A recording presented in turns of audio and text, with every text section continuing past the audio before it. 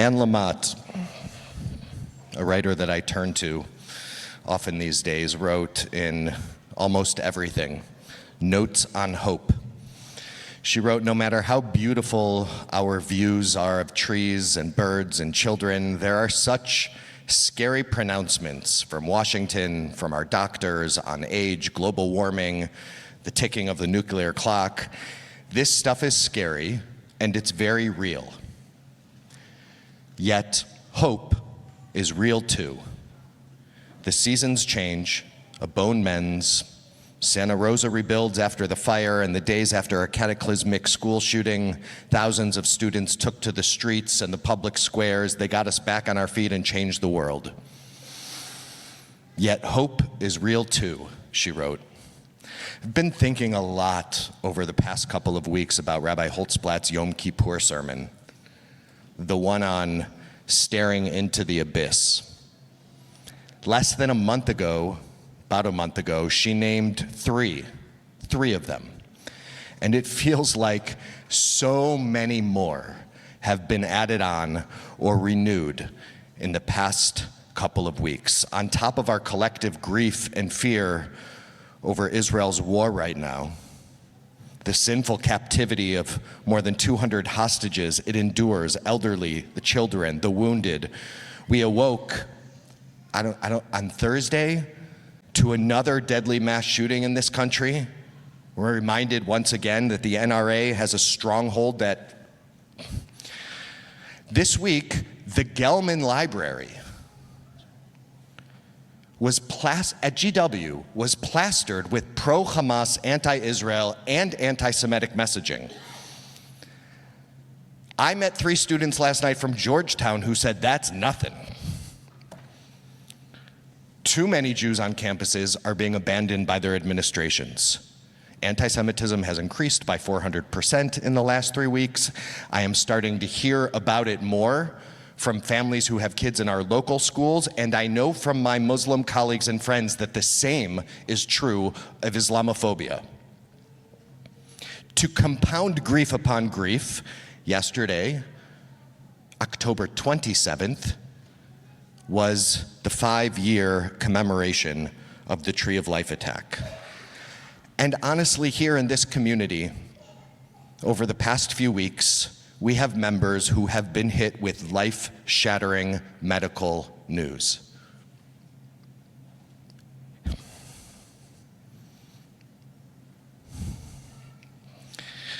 Hope feels hard. It's real. I'm with Anne Lamott. But we are in something right now, and it feels like we are being cruelly tested. And so hope feels hard, no matter how real it is. And so it's this ever so uplifting backdrop that I approach Parshat Lekh Lekha, the Parsha that our story, our particular Jewish story, begins with. Abraham and Sarah. It is not a smooth start. The entire story of Abraham and Sarah runs from Genesis chapter 12 to about Genesis chapter 25, but it's really chapters 12 through 22 that contain the ikar, the essence of the story. Here are the 2 book-ended verses for chapters 12 and 22. Chapter 12, verse 1, Vayomer Adonai al Avram, Lech lecha me'artzecha, u'me'oladeticha, u'mibeit avicha, el ha'aretz asher areka. God said to Abraham, to Avram, leave your land, leave your birthplace, leave your father's house, go to the land that I will show you. I will make of you a great nation, I will bless you, and I will make your name great, and you shall be a blessing. That's the beginning of the Abraham story. Close to the end of the Abraham story, we get Lech Lecha number 2. This is chapter 22. Vayomer, kach na et bincha et yechidcha asher ahavta et Yitzchak. Take your son, your favorite son, Isaac, whom you love, v'lech lecha el eretz haMoriah, and go for yourself, same 2 words, Lech Lecha, to Mount Moriah, and offer him there as a sacrifice on one of the heights that I will show you. Chapter 12 is about leaving, and chapter 22 is about losing, loss upon loss. There's an early rabbinic text, Tractate Avot, that teaches Asara Nisyonot Nit Nasa Avraham Avinu Alav Shalom V'Amad Bechulan. There were 10 trials in Abraham's life, or early on in his story, with which he was tested, and he withstood them all. Lehodia kama chibato shel Avraham Avinu alav shalom, to show us how great Avraham Avinu, Abraham, could love in the world. 10 trials. The problem with the text from Tractate Avot, from Mesachet Avot, is it doesn't tell us what 10 trials existed in Bereshit that we ought to be looking for. It just says 10 as if the reader knows which 10. So what emerged over the next 1,000 years, this text was written probably in the 2nd century CE, what emerged over the next 1,000 years were about a dozen different lists of 10 possible trials that Abraham faced, and they are all different. But it is Maimonides, the Rambam's, that really caught my attention, because he said, Asara nisyonot shenit nasa Avraham Avinu kulam devar hakatuv. Each of the 10 can be found explicitly in the Torah at the beginning of his story. And here are the 10 tests. The first test, or trial, he leaves home and everything he knows. He does have the promise of a reward, but he is told to leave everything from his previous life. The second test is the moment he leaves and he gets to the land. What happens in the land? There's a famine. He gets to Canaan, to the land that God will show him, and has to leave. So where does he go? Little foreshadowing, Egypt. And when he gets to Egypt, he faces another trial, because the Pharaoh is interested in Sarah, his wife, and in fact, stuff happens. That's a trial. They get out, and the fourth trial is that Abraham now has to get involved in a war that is much bigger than him, against 4 kings. And he has 318 soldiers with him, and he needs to rescue his captive nephew, Lot. He faces another trial, and he prevails. The fifth trial is, remember, one of the things that Abraham was promised at the beginning was that he would become a great nation, that actually, like, from him would emerge a people. Well, there was still no kid. So the next trial he faced, the fifth trial, is that within his family structure there was a maidservant named Hagar. And he begins to create his people with her. That is a trial, one that everybody should have predicted would go wrong. The sixth trial is awkward, because he was 99 years old and God asked him to circumcise himself. I'm moving along quickly.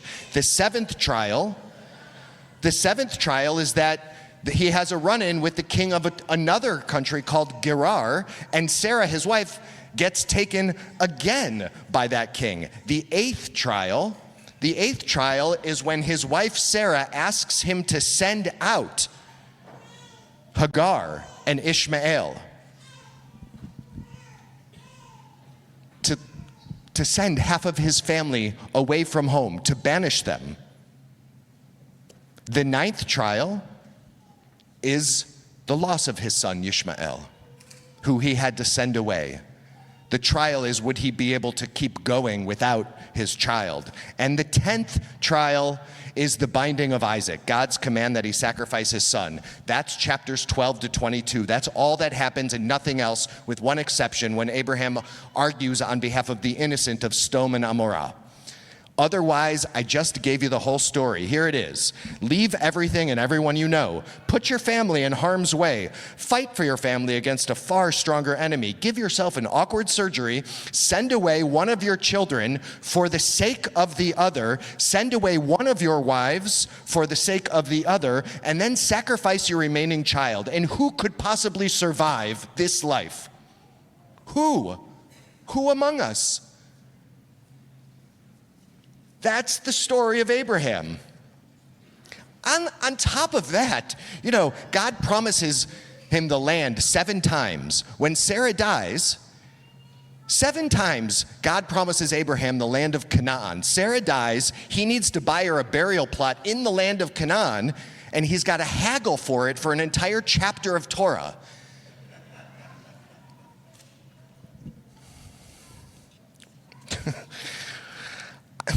Look, I understand why we need to tell the story this way. If you remember, God's project in creating humanity so far has been a gigantic bust. Adam and Eve, Cain and Abel, the generation of Noah, the Tower of Babel, we humans are far more complex and confounding than God ever expected us to be. So Sforno, the medieval Italian rabbi, commenting on these 10 trials that Abraham faces, states, the purpose of humanity's existence is to emulate the virtues of God, to embody God's image. And by means of these trials, we would find out how far we have come in embodying God's image in the world. Abraham had an opportunity to demonstrate whether or not a human being could emulate God's most critical faculty, hope. Hope that in the face of all that goes wrong, something about pushing on or forward still feels possible. Why did God start humanity again, or the project again, with Abraham and stick with it this time? Not destroy the world like he did with Noah's generation? Create a people even from Abraham, our people, us? It isn't because Abraham could endure suffering. That's just cruel, and I would not worship a God that put somebody through suffering just to find out if they could handle it. Not for me. But I do think, more likely, it's because in the face of all of it, Abraham still believed somewhere deep down that something could be different, that the divine promises he was given could or might yet still actualize, and that his agency mattered in bringing more divinity into the world. God chose Abraham not because he believed in God's existence. This is not a story of belief. It's not because he followed God blindly. It's not that he carried on while denying his pain and suffering. He didn't. Abraham called things out when they were bad, but he didn't lose hope in the possibility of divine promise and his active role in it. Rabbi Jonathan Sachs, Alava Shalom, once said, to be a Jew is to be an agent of hope in a world seriously threatened by despair.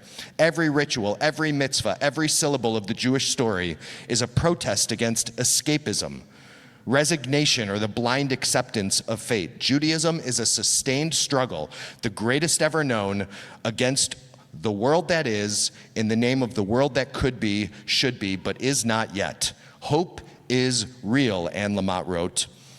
And without denial of what we are facing right now, because it cannot be denied that it is rough, I still agree with her.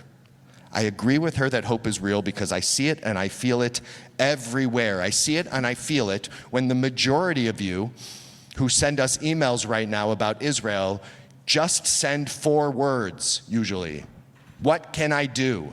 How can I help? A minority tell us what we ought to be doing. It's not helpful, but it's a synagogue, so we expect it. Those emails give me hope. What can I do to help?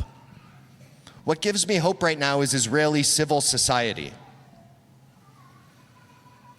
Almost every morning I call one of my friends in Israel, and I will often ask them, what are you hopeful for? And the answer is always, every single time, what gives me hope right now is that a month ago I lived in one of the most divided societies we had ever seen, across all kinds of different religious and cultural and political lines. We were practically at each other's throats. And now, a month later, we are choosing achdut instead of achidut. Achdut is unity. Achidut is uniformity. We are still diverse, but we are together. And each and every one of them says, this civil society that Israelis are embodying right now is necessary because they are filling in a leadership vacuum. and they want me to know that. Israelis are taking care of one another. They are transcending their political differences, their cultural divides, their religious divides, and that actually gives me hope because we often can't even do that. I felt hopeful last night when a jam-packed K came here to literally embrace families who have loved ones that are being held hostage in Gaza.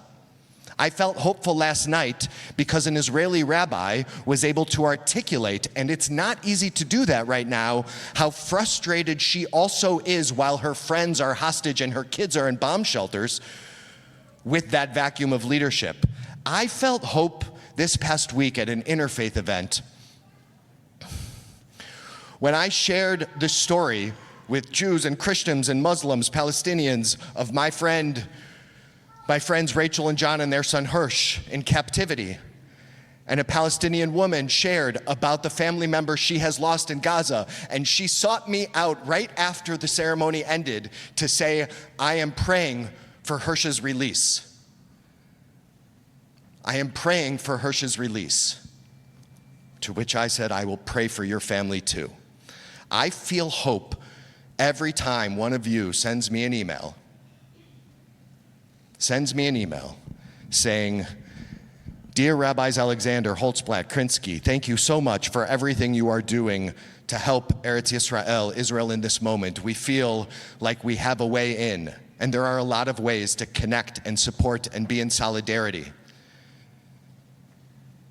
And we also are wondering, do you have ways in which we could be part of the humanitarian relief to the civilians in Gaza without somehow letting that money get to Hamas? Is there a way that we can do that too? And I am hopeful because you are holding a mirror up to us in a kind way, thank you, by saying, how do we live up to all of our values at once? And we will respond. Abraham's life, his confrontation with terrible trials, I wouldn't wish them on anybody, no matter the promised reward. It is still the beginning of our story. Abraham's life is the middle of our story. Abraham's life is the now of our story. And Abraham's life, it is the planted seeds of our future, a future that we are still writing in blood and tears and prayers and laughter and joy. And we are doing it one slow step at a time. It certainly feels like we are in the midst of a trial or several of them. And I don't believe they are divinely imposed. But what we are facing in the mirror is the potential of our hopefulness and our humanity. The story of our first Jewish family encourages me to persist, to keep going forward, no matter how many trials get thrown upon us, because I don't think it's over. Abraham and Sarah give me the strength to persist, and I hope that you will find strength in their story as well. Shabbat Shalom.